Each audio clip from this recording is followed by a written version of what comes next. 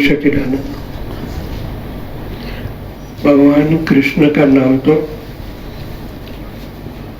हर एक जीवा पर है। कृष्ण नाम का उच्चार करने से क्या होता है, पहले ये देखना चाहिए, तभी आपकी साधना सफल होती है। किसी ने कह दिया कृष्ण शरणम बोलो, उनसे कुछ नहीं होता। कृष्ण कितने शब्द जुड़े हुए हैं और उनसे इधर में क्या घटनाएं घटित होती है। जब इनका मूल हम जानते हैं तो एक नाम काफी हो जाता है। यह वर्ण है उनका। कृष्ण वर्ण प्रकाश की विविध किरणों की तिरोहितता दर्शाता है। समस्त रंग उस श्याम रंग में विलय होते हैं। श्याम माने डार्क एनर्जी, उनसे सब कुछ बना है। परमात्मा का लास्ट स्टेज वही ब्लैक डार्क एनर्जी है, जिसको हम कॉस्मिक एनर्जी बोलते हैं। इसलिए भगवान ने श्याम वर्ण को चुना।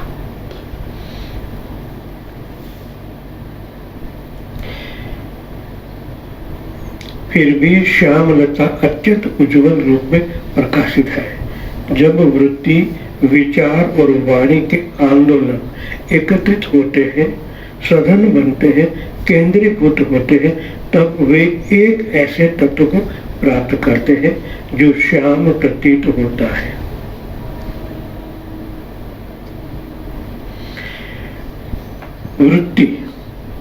वृत्ति के भी आंदोलन। वृत्ति माने अपनी भावना के परमाणु होते, अणु नहीं होते, उनके परमाणु होते। कल हमने चर्चा की, भाई हनुमान जी महाराज आकाश गमन कर सकते थे। मेरे अज्ञात मन में वो उतर गया कि ये आकाश गमन कैसे होता है। कल 5 उपरांत की बात होती उसमें है। तो साधना में इनको लेना हो तो क्या कैसे किया जाए। तो सूक्ष्म शरीर रजोगुण का बना हुआ है। अणु हमारा स्थूल शरीर, परमाणु सूक्ष्म शरीर। जब सूक्ष्म शरीर में प्राण अवतरित होता है और प्राण सर्वव्याप हो जाता है, तब आप पृथ्वी की गुरुत्वाकर्षण से अलग हो जाते हो, कट हो जाता है। ये साधना करने से परमाणु की साधना करनी पड़े,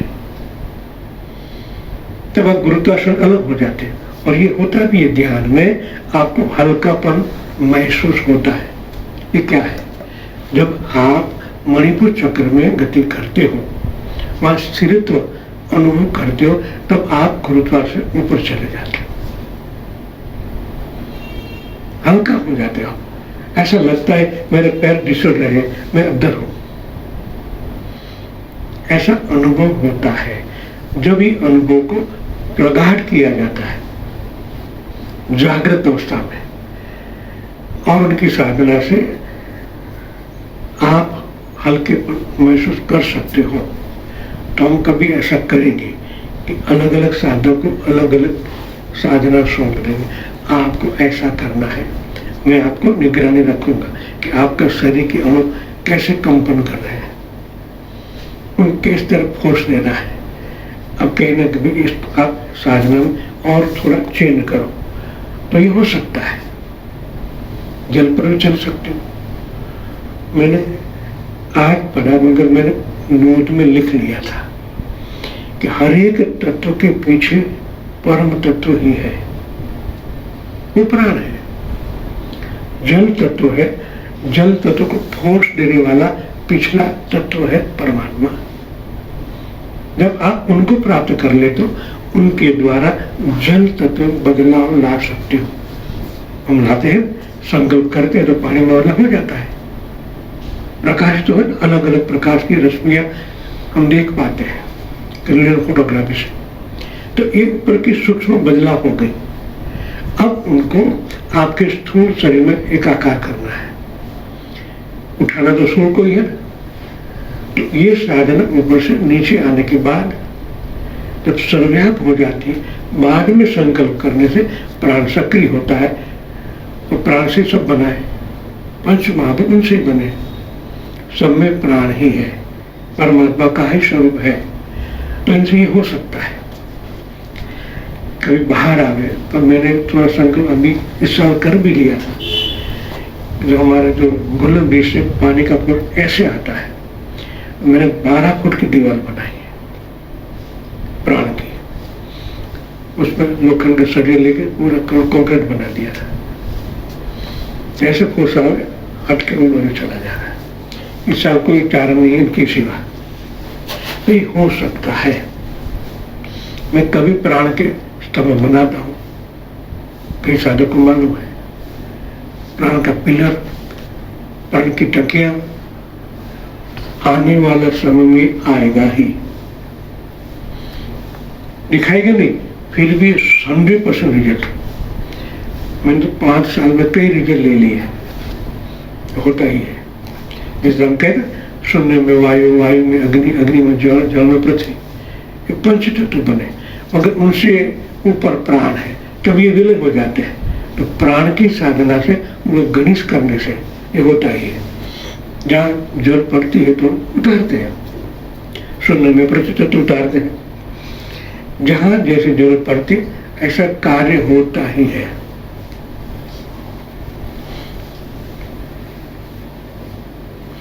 जब वृत्ति, विचार और वाणी के आंदोलन एकत्रित होते हैं, सघन बनते हैं, केंद्रीभूत होते हैं, तब वे इस ऐसे तत्व को प्राप्त करते हैं जो श्याम प्रतीत होता है। तो हमें भी साधना में क्या करना चाहिए? हमारी वृत्ति बाह्य जगत के अंतर जगत में उतारनी है, फिर विचार, विचार को शून्य में ले जाना, वाणी में, वाणी को प्राण में। जो श्याम प्रतीत होता है परंतु प्रकाश से परिपूर्ण है, इसलिए कृष्ण को उज्ज्वल नीलमणि कहा जाता है। भगवान कृष्ण को उज्ज्वल नीलमणि कहा जाता है। इंद्रियां, मन एवं बुद्धि को ये तत्व गहन अंधकारवत अभेद प्रतीत होता है, किंतु हृदय उससे प्रकाशित हो उठता है। इसलिए उनको महत्तम पारे पुरुष अत्यंत प्रगाढ़ अंधकार से परे अत्यंत तेजस्वी रूप में वर्णित किया गया है। आपको हृदय में जब प्रकाश का अनुभव होता है, भगवान कृष्ण वहां ही है। कहा ना, गुरु ब्रह्मा ज्योति स्वरूप में तेरे अंदर, और श्याम वर्ण अंधकार का प्रतीक, मगर उनके अंदर ऐसे परमात्मा विराजमान है। यह कृष्ण तत्व ऐसा विलक्षण है कि जैसे जैसे हृदय उसमें डूबता है वैसे वैसे उज्जवल होता जाता है। जब कृष्ण नाम का उच्चार हृदय की गहराई में उतरता है तब उसमें निहित शक्ति का साक्षात्कार होता है। कृष्ण, करषण, 4 नाम है, 4 शब्द, 4 वर्णों से बना है। इसमें क वर्ण का उच्चार जिह्वा मूल से, क जहाँ जीभ मूल से क्या उच्चार होता है। शेष तीनों वर्णों का ज्ञान मुर्दा है। इस प्रकार कृष्ण नाम में मूल और मुद्धत्व ऊपर की ओर, जब क्र आप आकाश तत्व पैदा होता है, बोलो क्र, जीभ बीच में आ गई, क्र तरंगित होता है। मूल से क, इनके बाद जब 3 शब्द बाहर आते तब आकाश तत्व बनता है। वो परमात्मा है। जिस हमको साधना में सूक्ष्म का अनुभव करना हो तो कृष्ण, कृष्ण, जब 2 शब्दों के बीच में गैप बढ़ाना है तो तुरंत आपका इनका तत्व का अनुभव हो जाता है। हम श्री कृष्ण बोले जाते हैं, कुछ नहीं, समझना पड़ता है कि जो उच्चार होने से इथर में कैसा होता है। इस नाम में मूल प्रकृति से उठाकर परम पुरुष एकाकार कर देने का सामर्थ्य है। मूल उठा कहाँ से? क, इनके बाद बाहर गुंबज में आ गया, एक आकाश तत्व बनता है, और आकाश तत्व में उनकी गुंजन होती है। जब आकाश तत्व में गुंजन होती है तुरंत उनका अलग प्रकार का ध्वनि उत्पन्न होता है। यह वर्ण से अवर्ण में जाने वाला मार्ग है, इसलिए कृष्ण अवर्ण है। इस कृष्ण नाम की और जब हृदय की भावधारा अग्रसर होती है तब एक चमत्कारिक घटित होता है। स्वयं कृष्ण इस भाव को पकड़ते हैं। इसको जो रसमय आनंद है वही कृष्ण का मुरली वादन है। कहा जाता है कि कृष्ण की बंसी की ध्वनि से यमुना उल्टी बहने लगती थी। यही प्राण का उद्ध स्रोत है। हमारा नाभि से प्राण उद्गमन होता है। कृष्ण की साधना से आपका प्राण उद्गमन होता है, परमात्मा से मिला देता है। कि कृष्ण शब्द में इतनी ताकत है।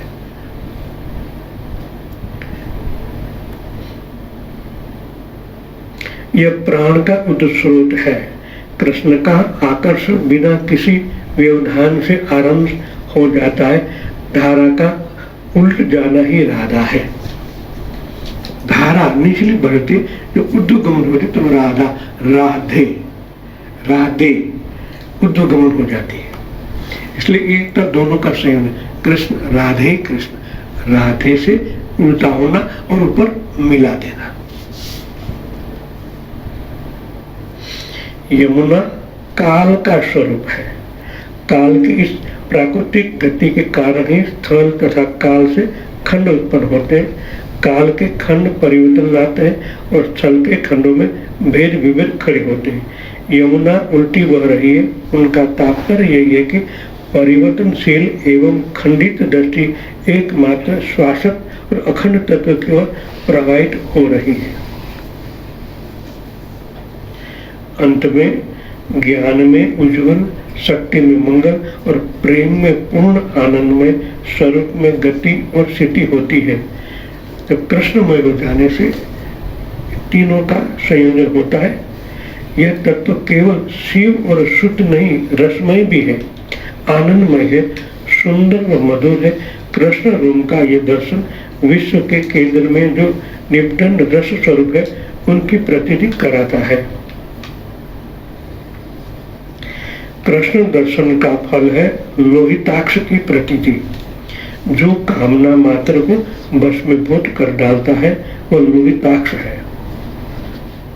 भागवत में श्री कृष्ण की लीला का श्रवण करने पर प्राप्त होने वाले फल के विषय में कहा गया है।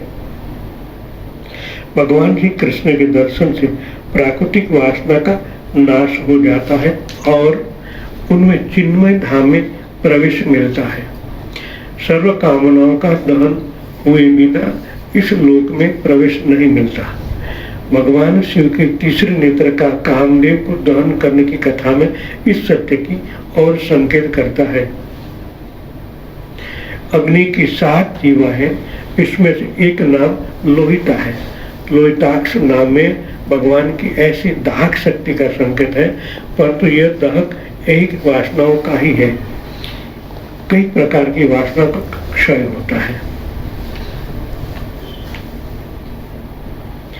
तंत्र में भी सिंदूर अथवा लालता के लाल रंग का उल्लेख है। जब साधक का चित्त भगवती में एकाग्र होता है तो वैसे ही रश्मिक आभा का दर्शन करता है और उसी के प्रताप के कामजय कर पाता है। मूलाधार चक्र की जब साधना परिपक्व होती तो लाल रंग भस्म का है, सब नाश कर देता है। इसलिए माँ भगवती की वहां बिठाया गया है।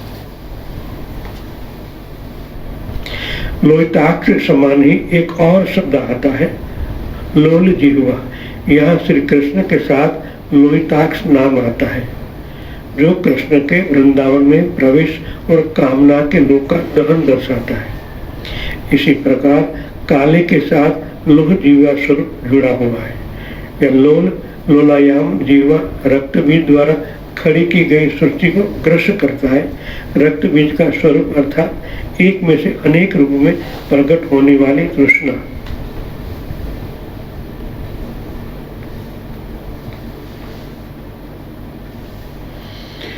सामान्य अर्थात अविद्या के राज में जन्म लेने वाला प्राणी भूत है, परंतु जिसका भगवत चेतना में जन्म होता है अथवा जिनके नेत्र विद्या के क्षेत्र में खुलते हैं वह प्रभूत है।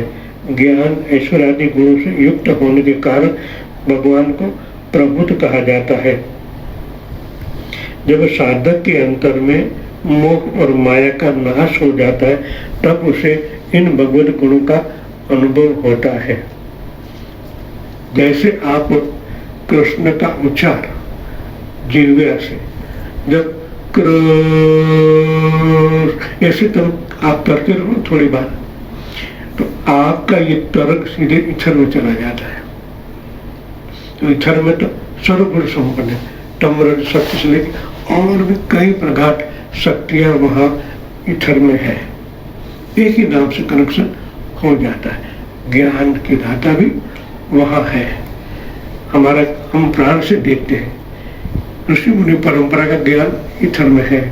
तो कनेक्शन ऐसे होता है, जब किसी की जीवा अंदर उतर जाती है, कई साधकों की होती है, ऊंधी होकर और चली जाती है, धीरे धीरे अंतर्मुखी हो जाती है। मूल केंद्र के साथ एक होने से उनको कई प्रकार की विद्या प्राप्त होती है, मगर उनका मन कभी उस जगह केंद्रित होना चाहिए। यहाँ से उद्गमन होते होते होते पूरे विराट में चलना चाहिए, एक ही जगह स्थिर नहीं होना है, तभी ये गति मिलती है। जय सच्चिदानंद।